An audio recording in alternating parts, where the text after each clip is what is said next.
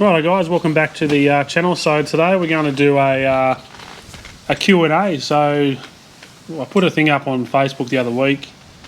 We didn't get much interest on that one, but we went back through our posts. And over 12 months ago, we asked for a Q&A type setup, and we went back and found all these questions. So we're going to do them for you now. Yeah, we didn't get around to doing it back then, did we? No, we must have got real sidetracked. So the first one, who snores the loudest? I'm going to say me. Yeah, 100% agree with that. And Ryan.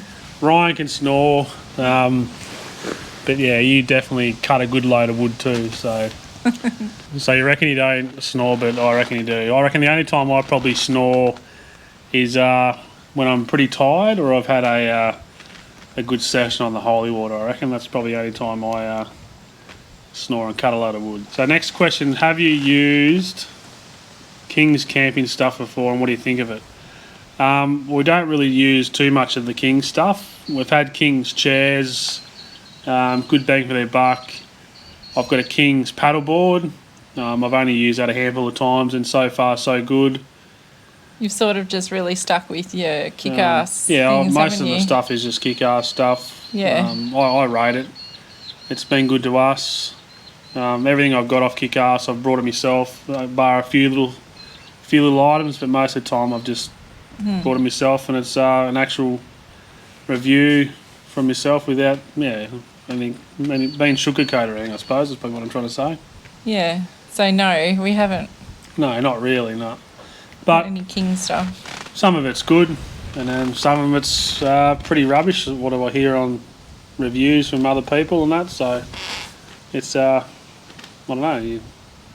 It's a lucky dip, I suppose, with the old King stuff. So next one is: do you take break times separately from the family besides shopping? So I guess this one's for you, Pen. No, I think we do everything together. Shopping, I might go to the shops myself personally because you don't like going to supermarkets and food shopping. You just get in there and go zzz, where I get in there and just go bang, bang, bang, I'm out. I'm not in there for too long. So I like to take my time and make sure I've got everything, and yeah, it's nice. That's my downtime when I go shopping. Exactly, and I think we all have our own sort of breaks. Like I might go for a walk somewhere, or yeah, he likes to go walking. Whereas you might want to have a bit of a snooze of an afternoon. The kids will play their iPad. That's sort of our break times, I suppose. Yeah, but other than that, we like to be together, don't we? We do. We enjoy each other's company. So yeah. Next question is: what has been your best trip so far? I think the one that we've just been on to WA for 6 months. That was amazing. Yeah, we've seen some nice spots. Yeah, it was beautiful over there. And I mean, we've probably only just scraped the surface. Like, yeah, it's a lot to see and do over there, and Exactly. There's something about WA too. I don't know. It keeps wanting to go back all the time, and same with the Northern Territory. You must leave a piece of you over there. You've got to go back and try and find it one day. Aww. But I'd like to get back over there to WA in the hopefully not too distant future and check it out a bit more. Most definitely. I couldn't agree more. Where is your favourite spot so far? Carragini was nice. We've mentioned that in a previous video that we've just put up. Yeah, Carragini was nice with all the gorges. Yeah.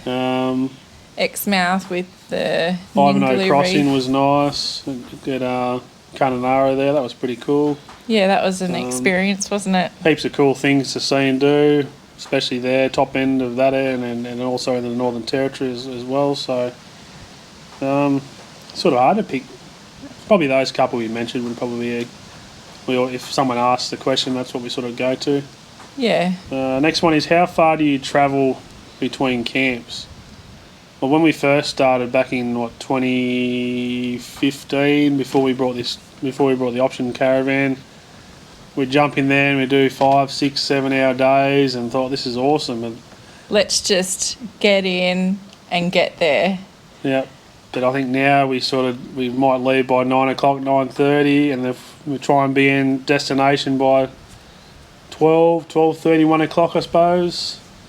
That's normally our day, a couple hundred k's a day. Some days you'll do a bit more, some days you do less, but That's right, yeah. Just long enough to enjoy it. So, and with kids now travelling, you know, you don't want to bore them out. Are we there yet? Are we there yet? Yeah, no, exactly. So, yeah, we want to keep it enjoyable for them. At the same time, you know, you want to get there and, yeah, so, yeah, mostly small distances. What would you say? Like Couple of hours. couple of hours? Yeah. 2 hours, 2.5 hours at best, I reckon. That's enough. Yeah, that's enough. Yeah. Because being the sole driver, it takes it out of you when you're driving a car, pulling a caravan around. You're always checking everything, and so try and keep it short. Yeah. How many days a week do you try and stop for? I suppose most places we go to, Depends on where you go, really. it depends where you go. We probably do 2 nights, 3 nights in most places. Yeah, I think that's enough. 2 to Um, 3 nights. If there's a heap there to do, you probably want to do a bit longer and have a couple of rest days in between. I mean, if you're free camping, 2 to 3 nights is perfect. Yeah. That gives you enough water to get through 2 to 3 nights. Yeah, a couple of days and just slow it right down a little bit, I suppose. Yeah, yep. And what do you use to entertain the kids in the car? iPads. Bad parenting. No, they need. It's good. It's a good babysitter, I reckon. People go, the kids shouldn't be on iPads, but at the end of the day, it's a babysitter for them. iPads and... I Spy. Yeah, we play the odd game of I Spy. And They have their pencil cases there. They can do some colouring in or some word searches. We just download some free games when we've got Wi-Fi, and we don't have any portable DVD players. So, yeah, we keep it very basic. Yeah, pretty easy. Yeah. Next one, would you consider tripping around New Zealand one day? Bloody oath, shout out to our New Zealand crew over there. Yeah, for sure, definitely would love to go to New Zealand one day. I don't think I'd take the caravan, might even just hire one of those Apollo bloody camper things, sort of Winnebago type set up over there, and I don't know, spend a month over there. But I dare say you probably only scratch the surface over there. You'd probably want a bit longer. We've always talked about going over there. Yeah, I want to get over there and watch the cricket and go and watch New Zealand and Australia somewhere over there in a test match. It's definitely on our bucket list. Yeah, it's definitely there. Whether or not it's up this high or down the bottom somewhere, it's definitely there. It's floating around there anyway. Next one is, do you homeschool, and was it difficult to set up and fit into your schedule? Yeah, if you want to call it homeschool. So No, we're pretty lucky with the school. No, we're very lucky with the school. We've done 2 trips now. So back in 2022, we did a trip to the Northern Territory. That was for 4 months. We're pretty lucky. They gave us term booklets. They gave us books to read. They had everything set out for us. It was just more or less lots of revision, reading, all of that sort of basic stuff for them. Still so that we can enjoy our trip as well. So, and we just had to do regular check-ins with the school, and it was really good. And then with our WA trip, that was 6 months, so it was basically just the same term books sent out, and we just had to complete those and keep in touch with the school. And they've been really good to us. They want the kids to complete their work, but at the same time not overdo it, and they still want them to enjoy. our boys definitely learn a lot of life skills on the road. They're more hands-on, and yeah, they're definitely not boys that would learn out of a book. No, I was never like that. I didn't like looking out of a school book. Textbook learner. I'd rather do the practical side of things, so that's Yeah. where I excelled in, I suppose. Yeah, so it's good for them, and you learn a lot of life skills along the road, so hopefully that's helps them out, and yeah. Yeah, hopefully that answered that one. So next one is just wondering who does the smelliest and who does the loudest farts. That would be him. Yeah, I'll go along with that one there. But Declan, he's a very close second. Yes, he's a very, what would you say? He's very... Outgoing sort of a kid. Yeah, he has no filter, that kid. No filter, and best time to let him rip is at night time inside the caravan. And it's a hard one because you're literally in a box. You've got nowhere to go, especially for night time when you're lying in bed.